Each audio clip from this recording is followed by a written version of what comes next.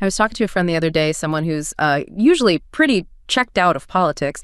He was complaining about the news, saying he was sick of the constant national emergency framing. It's exhausting, he said. Every election is the most important of our lifetime. It can't all be true. Look around. And he gestured. The coffee shops are open. People are going to work. They're still arguing about sports. It feels fine. The whole system's clearly not collapsing. Yeah, I hear that a lot, that surface normalcy. And I understood what he meant. It does feel that way sometimes. We're all sort of waiting for that one single day, that breaking glass moment, when the Wikipedia page for the United States suddenly changes to dictatorship. Right. But that's almost never how it happens, historically speaking. Exactly. And then I told him about another conversation I had, this one with a friend who's a journalist. She mentioned, almost like in passing, that she doesn't use certain keywords in her emails anymore. Not because anyone told her to, but just as a precaution, she said. And another person I know, a mid-level civil servant, told me he just signs off on things now. Things he absolutely would have flagged maybe 5 years ago. Just lets them go through. Yeah. What's the point, he said. It's just not worth the trouble it brings. And it's this strange gap, isn't it? The surface looks the same. We have elections, courts, media. But underneath, the people who actually, operate the machinery, they're quietly changing how they behave. Not because of a direct order necessarily, but because of this new sort of unspoken understanding of where the power really lies and, maybe more importantly, the cost of opposing it. That feeling you just described, that gap, that difference between the surface normalcy and that quiet internal shift in how power operates, that's really the core focus for a lot of political science right now. Right. And that quiet change you mentioned, the self-censorship, the civil servant standing down, that's precisely what points to a much deeper shift. Experts like Stephen Levitsky, who spent decades studying how democracies die, not just here, but globally. Right. His work is foundational. Exactly. They now classify the United States as having crossed a really critical democratic line.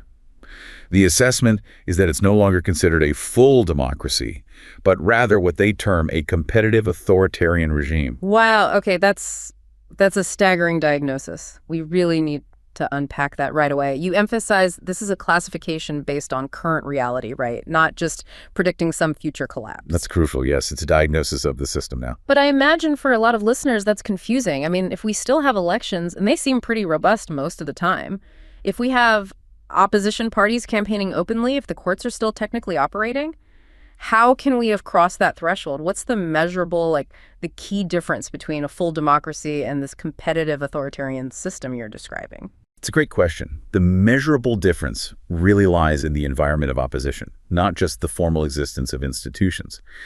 The crucial test, Levitsky's sort of operational criterion, is actually pretty simple when you boil it down. Okay. A genuine democracy requires that citizens, institutions, political opponents, that they can criticize, protest, file legal claims against the government with virtually no significant personal or professional cost. Yeah. Almost zero cost. Right. When public opposition starts carrying a credible high risk of government retribution, think tax audits, legal scrutiny, serious harassment, losing your job, then the system fundamentally ceases to be fully democratic. That cost is the tripwire. Okay, so the line isn't crossed by, tanks rolling down Pennsylvania Avenue or Congress being suddenly suspended. Not unusually. It's crossed when dissent, or maybe even just trying to maintain neutral competence in your job, becomes economically, legally, or personally dangerous. Precisely.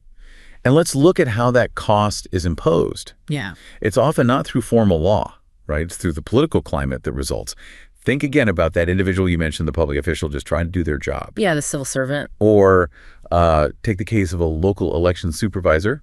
Let's call him Mark. This is based on real events. Someone with maybe 20 years in public service, perhaps even a lifelong voter for the incumbent party, but his job was purely administrative. Count the votes accurately. That's it. Right, just follow the law. But because his county's accurate results didn't favor the incumbent party nationally, his life was just completely shattered. His name was broadcast by national figures, his family got hundreds of specific death threats, his security was compromised, and eventually he was just forced out of the job he loved. Yeah, that's a powerful illustration. Mark wasn't even actively opposing the government in a political sense. He was just doing his job, following the law. Exactly. And the punishment didn't come from a direct executive order saying, fire Mark. It came from this coordinated political infrastructure, the climate, that made his life impossible. And in a system that's losing its democratic norms, that kind of neutrality, just doing your job impartially, is often seen as betrayal by those in power. Right. The government didn't have to formally arrest him. The credible threat, enabled and amplified by government rhetoric and political allies online and elsewhere, was enough. It imposed a cost so high he had to quit. And that is the hallmark of competitive authoritarianism. The formal game might look legal, the courts are open, but the playing field is systematically tilted because opposition carries a real, tangible price. So this shift, this imposition of cost, it's rooted in something deeper breaking down, isn't it? You mentioned norms before. Yes, it's rooted in the erosion of two fundamental, though unwritten, rules that really held American democracy together for generations. And those were mutual toleration and institutional forbearance. Could you walk us through how those norms collapsed? Certainly. First, mutual toleration. This was the basic understanding that political opponents, while you disagree with them sometimes fiercely, you still view them as legitimate rivals, legitimate partners in the whole political process who had a fair right to govern if they won an election. They were opponents, crucially, not enemies. Okay. Once that collapses, and we've seen this with really consistent rhetoric, labeling opponents as vermin or enemies from within, things like that. Dehumanizing language. Exactly, dehumanizing. Once you see your opponent that way, you can start to rationalize taking extreme democracy subverting actions against them.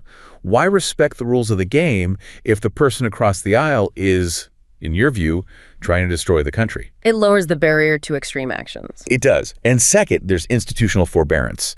This is the really crucial and often overlooked norm. It basically means that leaders historically practiced restraint. They deliberately refused to use the full legal breadth of their powers, even when the Constitution might technically allow it. Can you give an example? Sure. Think about President Franklin D. Roosevelt. He famously threatened to pack the Supreme Court when they were blocking his New Deal legislation. He arguably had the political power to try. But ultimately, he backed down, respecting sort of the court's institutional independence. Right. Or Richard Nixon during Watergate. Despite the immense personal and political cost, he eventually obeyed the Supreme Court's ruling demanding the tapes. Generations of presidents avoided using, say, pardons purely for blatant political gain, or using executive orders to systematically bypass Congress on major issues. They could have pushed the envelope further legally, but they showed forbearance. So forbearance is this voluntary self-restraint exercised by powerful actors, even when the law might let them get away with more. Precise. But when that restraint vanishes, the Constitution, which kind of relies on the good faith of the people operating it, it suddenly becomes vulnerable. It can be used against itself. That's exactly it. The formal rules of the game, the written Constitution, might look stable. But the political actors are no longer committed to playing by those unwritten rules of fairness and restraint. And once both norms, toleration, and forbearance are significantly eroded, the system is basically ripe for the next stage, the systematic weaponization of the state machinery itself. Okay, let's unpack that next stage then. If the system now relies on tilting the field while keeping up this democratic facade, how does a competitive authoritarian regime actually do that? How do they maintain the appearance of democracy while systematically dismantling accountability? What's the operational blueprint they follow? Well, we don't have to guess. We can look at the global playbook, specifically what political scientists call autocratic legalism. Autocratic legalism, okay. This model was pioneered, perhaps most effectively, by regimes like Hungary under Viktor Orban. The blueprint basically dictates that you avoid the big drama of a military coup or, suddenly suspending the Constitution. Right, no tanks this time. Instead, you use legislative action. Use existing legal mechanisms, things that look perfectly legal on paper, to systematically dismantle the checks and balances from within. Orban's party, Fidesz, successfully degraded Hungary from what was a pretty robust new democracy into a consolidated authoritarian state in less than 10 years. Wow, 10 years. And crucially, the majority of the really critical damage, that was completed within the first 3 years of them gaining a legislative supermajority. Speed is key. And we know, from various reports detailing initiatives like Project 2025 here in the U.S., that there has been direct stated coordination, people talking about implementing these Hungarian-style mechanisms. This isn't just a theoretical warning. It feels like a known script being prepared. That's right. The planning is quite explicit. And the core strategy within this autocratic legalism playbook is the total weaponization of the federal civil service. What proponents sometimes call dismantling the deep state, essentially by replacing career expert employees with political loyalists. And the key mechanism planned for the U.S. to achieve that is the reinstatement of something called Schedule F. Exactly. Schedule F.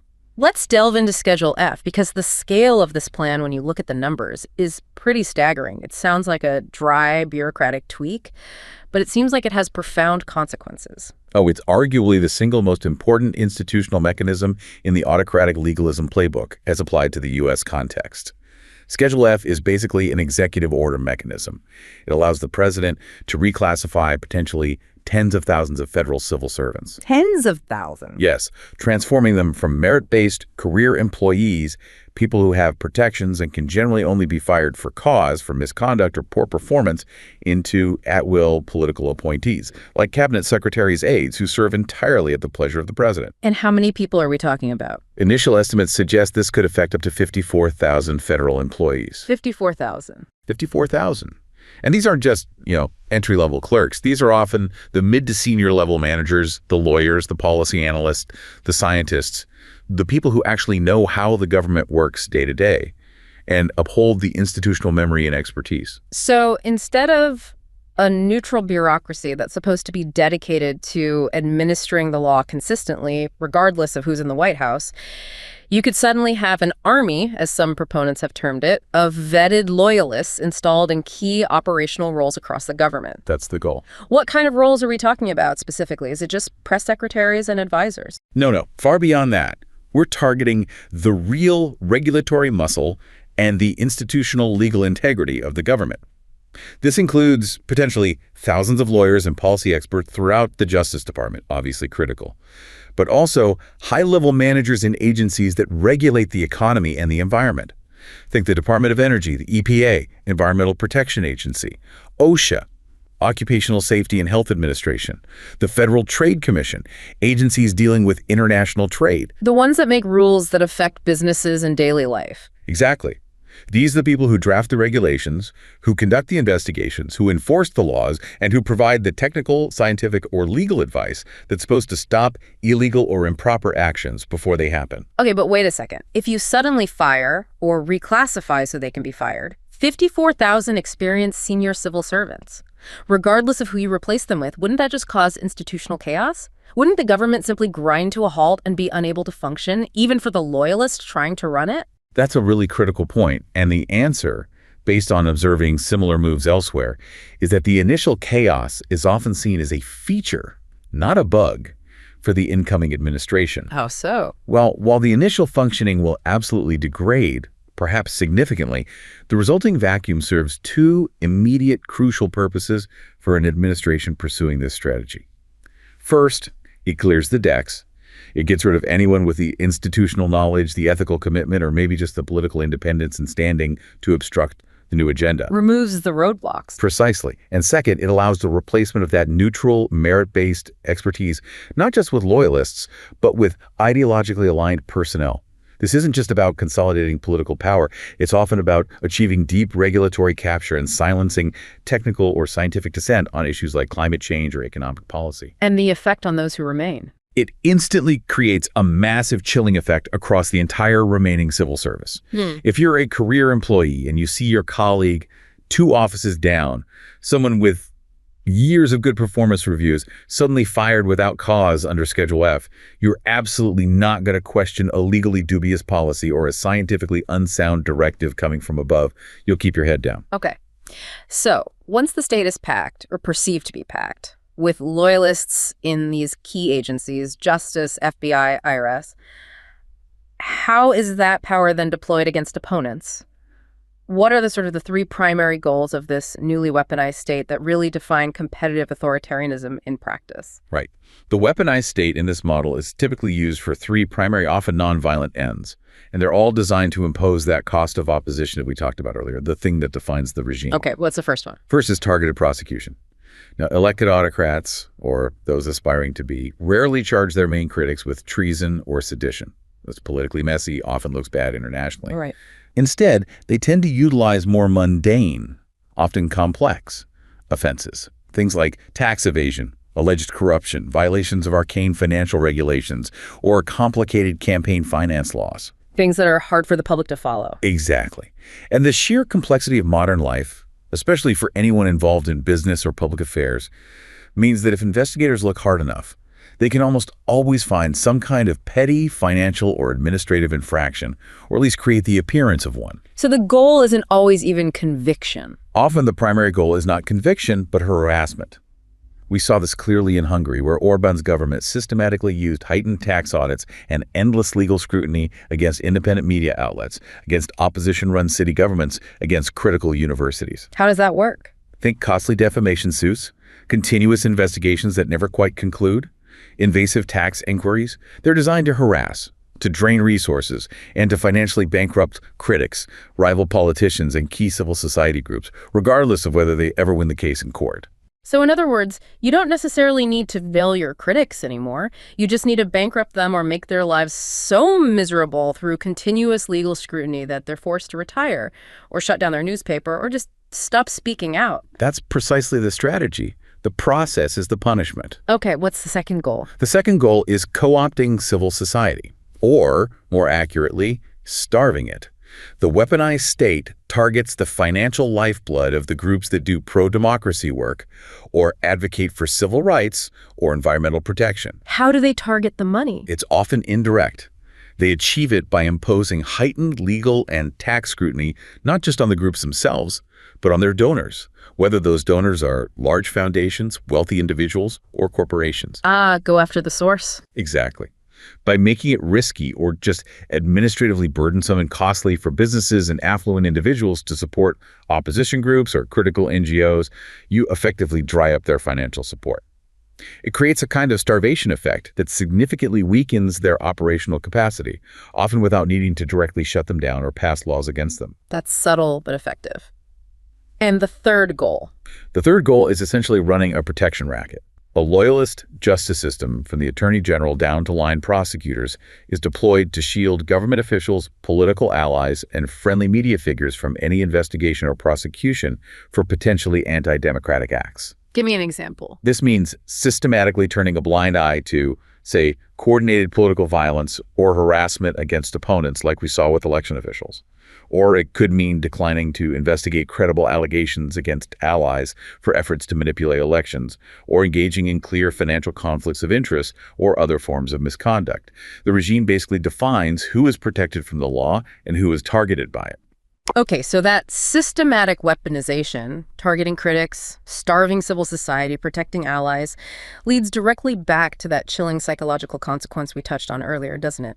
The mere threat of the state's power creates this rational incentive for professional elites, people in positions of influence, to just retreat, to step back long before any overt authoritarian order is even issued. Yes, this is the phenomenon political scientists sometimes call the rational retreat, or self-sidelining. And it is incredibly consequential, even though it's hard to see. Why rational? Because it makes sense from the individual's perspective. Imagine you're a CEO and your company relies heavily on federal contracts or needs favorable regulatory treatment from, say, the EPA or the FTC. And you're watching the Justice Department seemingly become a political arm of the executive branch. Openly opposing the government. Maybe even just allowing your company to continue advertising in critical media outlets suddenly ceases to be worth the risk. Not just to your bottom line, but maybe to your personal legal safety, given the threat of targeted investigations. So you rationally adjust your behavior.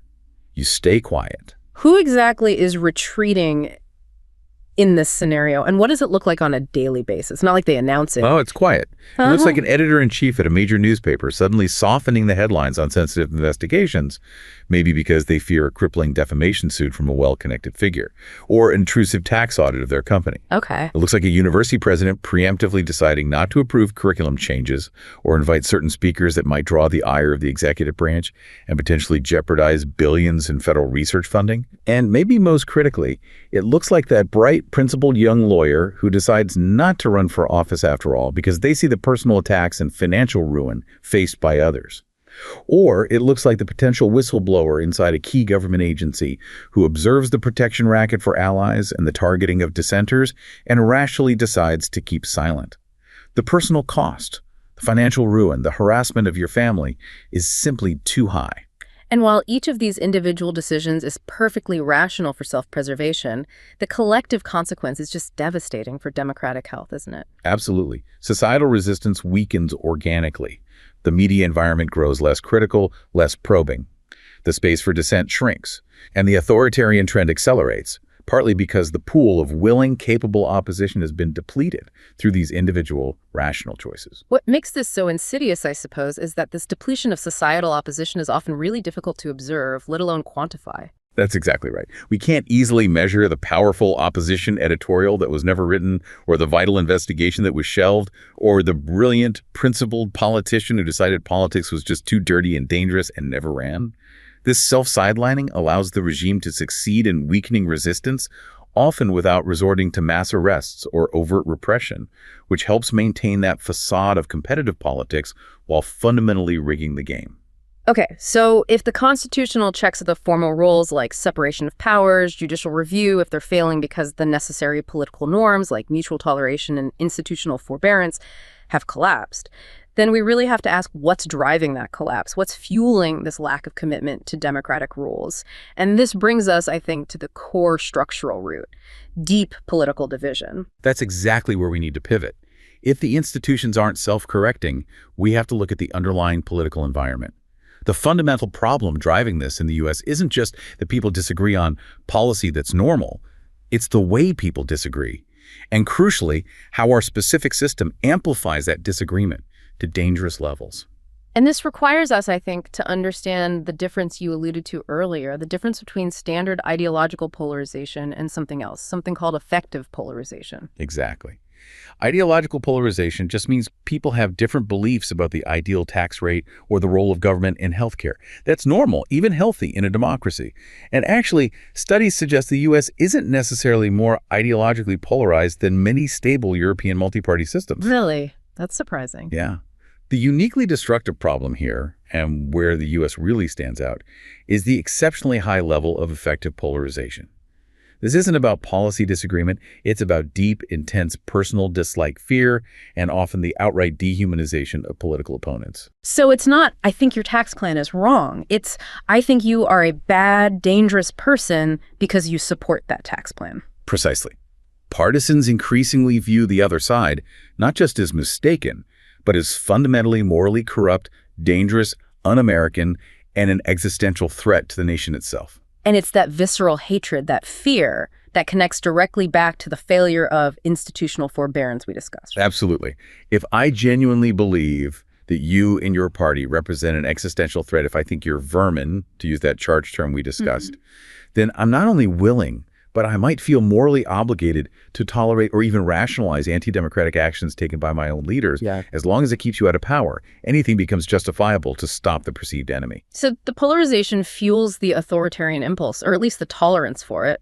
It does. And then that impulse, that willingness to break norms, is significantly amplified by our specific electoral structure. Yeah. Our system relying heavily on single-member districts, winner-take-all elections, and primary systems that reward extremism takes that intense, effective polarization and funnels it into a destructive zero-sum binary conflict. It's just us versus them. There's no middle ground. And the consequence of that binary winner-take-all system is that our electoral outcomes are extremely vulnerable to manipulation and distortion, right? A party can actually win durable majority power in legislatures or even the presidency and impose minority rule without actually winning the most votes nationwide. That distortion is absolutely fundamental to the current crisis. Gerrymandering is the most obvious example, and it's directly enabled by the single-member district model. Yeah. You can't gerrymander multi-member districts effectively. But even beyond gerrymandering, our basic majoritarian system often translates high levels of intense but geographically concentrated support into significant legislative disproportionality. A party can get, say, 45% of the vote statewide or nationally, but end up with 55% or even 60% of the seats. We saw that in the Polish example you mentioned earlier too, didn't we? Exactly. In Poland's 2019 election, the Law and Justice Party, PS, managed to secure an outright majority, 51.1% of the seats in their main parliamentary chamber. the Sen, despite winning only 37.6% of the national popular vote. Wow, that's a huge gap. It is. That's effectively minority rule imposed by an electoral system that systematically disadvantages smaller, ideologically diverse opposition groups, pushing them below the thresholds needed to win seats. And this creates deep resentment, fuels cynicism, and reinforces that binary, existential, everything is at stake feeling in every single election. Okay, so if the winner-take-all system is amplifying extremism and polarization, making every election feel like total war, then it seems the most logical structural fix would have to be some kind of electoral reform. Which brings us to the case for proportional representation, PR. How would switching to a PR system, like those used in many other democracies, actually function as a structural fix for this deep polarization problem? Right. PR systems, which are common across almost all stable European democracies, introduce several key structural changes that work together to simultaneously dampen that dangerous effect of conflict and also marginalize extremism. How does it do that? What are the mechanisms? Okay, first and most simply, by largely eliminating single-member districts and instead using multi-member districts where seats are allocated roughly based on the party's share of the vote, PR naturally blunts or even eliminates gerrymandering. You remove the main tool used for manipulating geographical boundaries for partisan advantage because you can't easily pack or crack voters when a district elects, say, 5 or 10 representatives. Okay, takes gerrymandering off the table. What else? Second, and perhaps more importantly for polarization, PR systems naturally encourage the formation and viability of more political parties, maybe 3, 4, 5, or even more significant parties, instead of just 2. Why does that help? Because it allows political groups to position themselves more accurately along the full ideological spectrum. Voters can find a party that more closely reflects their specific views. This is critical because it means voters often feel less distant from the parties they support, and crucially, they tend to view the parties they oppose as less alien and less existentially threatening. They're gestational. Other parties on a spectrum, not the single monolithic enemy across an abyss. This fundamentally lowers that toxic, effective polarization. That sounds like it would create a completely different political psychology. Instead of this, winner-take-all death match between red and blue every cycle, you're forced into more complex, maybe shifting negotiations and coalitions with multiple parties, some of whom you might just dislike the least. Precisely. Think of a country like Germany or the Netherlands, where coalition governments are the absolute norm. The center-right party might have to partner with the Greens one year, maybe the Liberals the next. You might strongly dislike some of their policies, but you don't generally view them as an existential threat to the republic itself, because you know the system forces compromise. The system inherently incentivizes moderation, negotiation, and coalition building, not perpetual existential warfare. Okay, that makes sense for lowering the temperature. What about extremism? And third, PR is actually highly effective at marginalizing extremism, which sounds counterintuitive to some, but it works. In our current binary system, an extreme faction that commands maybe only 25% of a party's base can effectively capture one of the 2 major parties entirely. They can force the entire party apparatus to adopt radical positions just to secure that crucial 25% in the primaries. Right, the tail wags the dog. Exactly. In a proportional system, that same 25% level of support gets that extremist faction. Well, roughly 25% of the seats in the legislature. They get representation, yes, but their power is proportional to their actual public support. They're forced to compromise if they want to get anything done. They cannot dictate the entire national agenda, and mainstream parties have less incentive to cater to them. Okay. That provides a pretty concrete structural mechanism for potentially diffusing this crisis over the long term.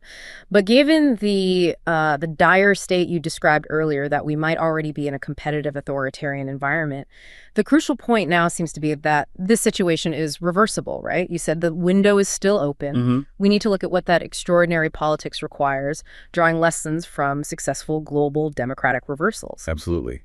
The diagnosis is difficult, maybe even depressing, but the path to recovery is not unknown. It's been done. And yes, the window for reversal is typically measured in years, not decades, because that initial phase of democratic backsliding does the most institutional damage and is hardest to undo if it consolidates. So where do we look for a model? The case of Poland's 2023 election provides probably the most recent and relevant model, showing that recovery is possible. Even when you're facing a heavily politicized judiciary, significant state control of major media outlets, and substantial institutional rigging designed to keep the incumbent party in power. Let's delve deep into that Polish success story then, because it felt like more than just a normal election win. It seemed like a real societal surge from the reporting. It really was. It was a profound cultural and political moment for the country. You have to try and think back to the perspective of someone like, let's call her Elubeta, maybe a young woman living in Krakow. For 8 years, she lived under the law and justice government. She watched the state television network transform into just an open party mouthpiece, pumping out propaganda. She witnessed the constitutional tribunal, packed with loyalists, systematically curtailing fundamental rights like reproductive rights.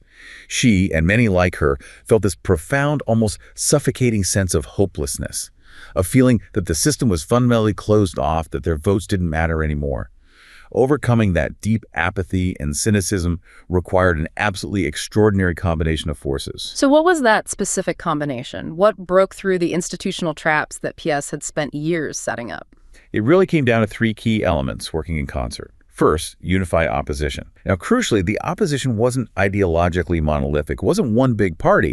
No, it comprised liberals, leftists, and even moderate conservatives and agrarians. They actually ran on separate electoral lists strategically to maximize their vote capture across different constituencies and avoid the pitfalls of the Daunt method used for seat allocation, which can punish broad coalitions sometimes. Okay, smart tactics. Very. But crucially, they communicated a clear, coordinated post-election platform and publicly committed to governing together as a single coalition if they won enough seats collectively. This broad unity was absolutely essential to counter the intense, effective polarization that Paiarias had deliberately stoked for years. It showed voters a viable, broad alternative. Okay, unity. What was second? Second, mass mobilization. This simply wasn't a normal election campaign. It required truly extraordinary grassroots effort and voter engagement. They achieved a record-breaking 74% voter turnout nationwide. 74%? That's huge. Astronomical for a modern democracy. And that surge was driven overwhelmingly by young people and by women, demographic groups who felt their fundamental rights and their future in Europe were most directly at stake under Paiarias. And this mobilization wasn't just get-out-the-vote calls. It was sustained by massive, visible public street protests like the March of a Million Hearts in Warsaw just before the election, which signaled to undecided voters, and importantly to the international community, that the opposition was serious, widespread, and deeply motivated. That high turnout must have been incredibly difficult for a regime like Plies to overcome, especially if they depended to some extent on the apathy and frustration of the opposition base. It was arguably the single most powerful tool they had. Turnout overwhelmed the structural biases. And third, the opposition definitely benefited from international pressure. And this wasn't just, sternly worded statements from Brussels. This was concrete leverage. How so? The European Union had previously frozen about $35 billion in critical COVID recovery and regional cohesion funds earmarked for Poland. Why? Due to Pias's persistent violations of judicial independence and the rule of law, the explicit threat that these funds would remain frozen under PS, combined with the clear expectation that a new pro-democracy government could unlock those funds relatively quickly. That gave the opposition crucial economic bargaining power and significant political momentum, especially in the final weeks. That international factor, when tied to real leverage, can be a powerful lesson for combating competitive authoritarianism elsewhere. Okay, so drawing from Poland and maybe other successful reversals, if an opposition group or a broader pro-democracy movement finds itself operating in this competitive authoritarian environment, what does that required political playbook look like? What are the specific tactics needed beyond just running candidates? Yeah, the required playbook has to move well beyond traditional campaign strategy. It generally involves concerted action in 3 key areas. Okay. First, you absolutely must contest every single illiberal act. You cannot let anything slide, even small things.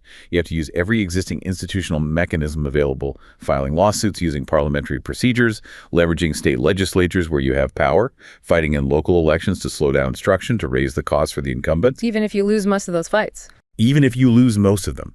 The goal is often to force the incumbent to waste political capital, to expose their willingness to openly break norms or bend the law, and to thereby raise the political cost for their authoritarian actions, both domestically and internationally. It requires incredible tenacity and resources, even when the immediate results are losses. Okay, contest everything. What's the second area? Second, the opposition must focus on the positive and the inclusive. You cannot win just by relying on negative attacks against the incumbent, however justified they might feel. That often just leads to exhaustion, cynicism, and apathy among potential voters. Right, people tune out the constant negativity. Exactly. You need to present a clear, vibrant, and viable positive vision for the future, a why that's bigger than just removing the current leader. What does the alternative look like? This positive, inclusive messaging is critical for drawing in new voters, especially those who are frustrated by the current situation but aren't yet fully committed to the opposition coalition. Makes sense. And the third area? Third, and this often sounds a bit strange perhaps, but it's proven vital in many contexts. Opposition groups need to work actively to make participation fun and engaging. Fun, really? Yes, fun, or at least engaging and culturally resonant. Mobilizing the public, especially young people or those feeling disillusioned and powerless, requires close partnerships with civil society groups to use creative tactics. Think street theater, political satire, comedy shows, concerts using popular musicians. Interesting. The goal is to ensure that political participation feels possible, maybe even exciting or cool, not just like a grim, burdensome civic duty.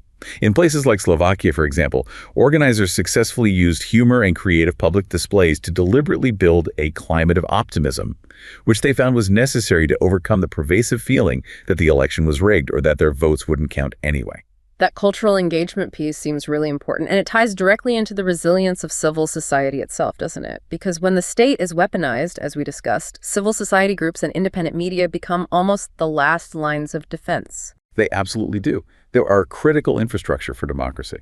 So how does civil society effectively mobilize and frankly survive when donors are being targeted and organizations themselves face constant legal scrutiny and harassment? They generally need two things: scale and specific resilience mechanisms. For scale, they absolutely need broad, diverse participation. Civil society mobilization has to reach far beyond the usual core of urban activists and intellectuals. How do you achieve that? For example, research specifically shows that involving labor unions often acts as a significant inoculator, helping working-class voters resist the economic and cultural messages of extreme right-wing populism. So broadening the base across different social sectors is key to insulating the movement against targeted attacks on any one segment. Okay, broad base for scale. What about resilience? For resilience, the independent media resilience is absolute paramount.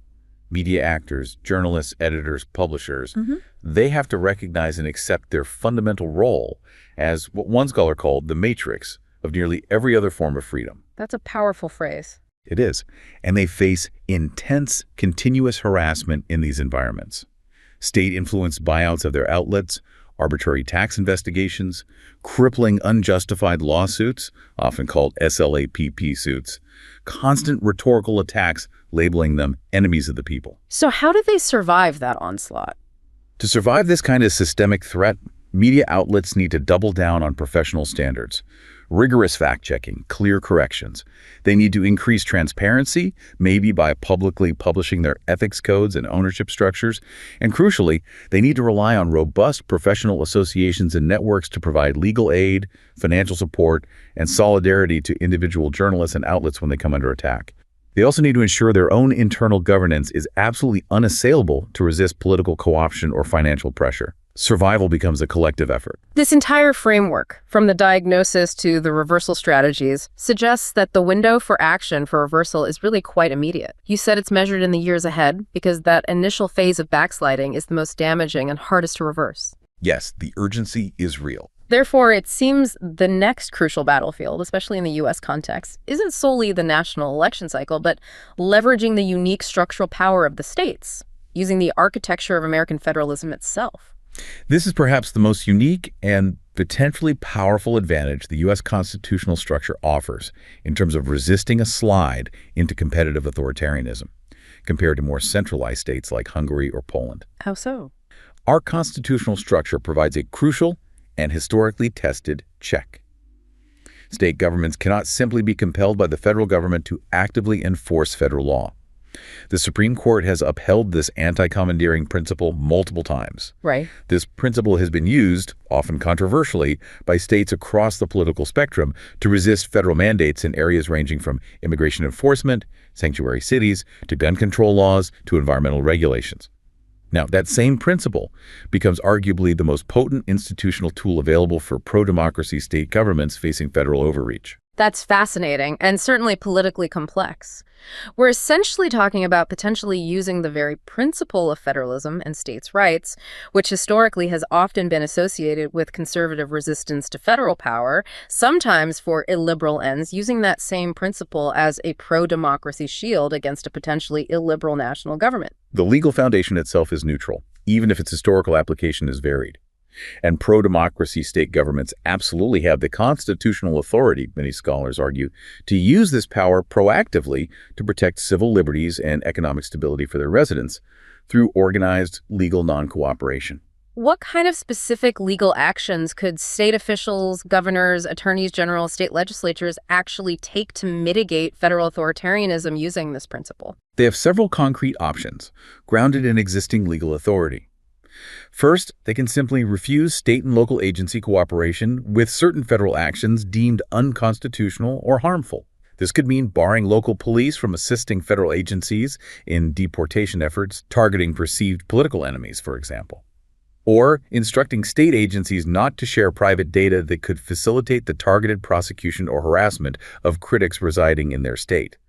They essentially put a kind of friction lock on the federal government's enforcement machinery within their own borders. Okay, refusing cooperation. What else? Second, they can proactively establish or significantly strengthen state-level safety nets. Think about state-funded health insurance programs, supplements to federal Social Security or disability payments, expanded state food assistance, like SNFP benefits. The goal here is to insulate their residents from the potential weaponization of federal funds, ensuring that access to basic services cannot be used as political leverage by the national government against the state or its people. Creating a buffer. Exactly. And third, states can coordinate multi-state compacts. Groups of like-minded states could agree on joint strategies for things like defending civil rights in court, ensuring economic stability if federal policies become erratic, or maintaining environmental protections if federal agencies are dismantled.